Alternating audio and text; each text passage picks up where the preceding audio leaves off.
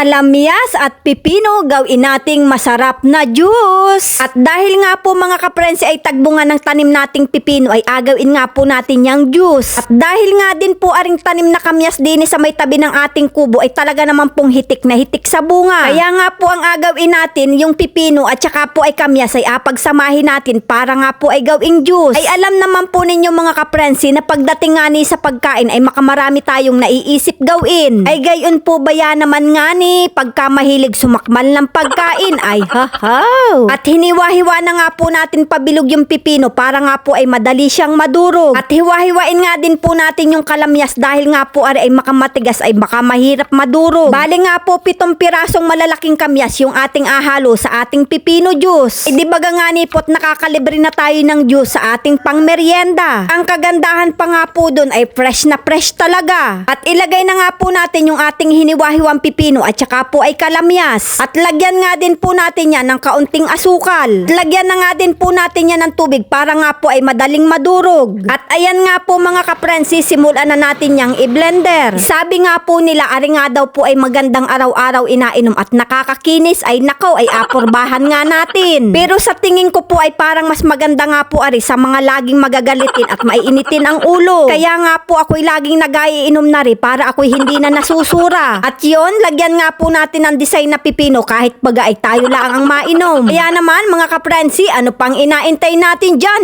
Inuman na!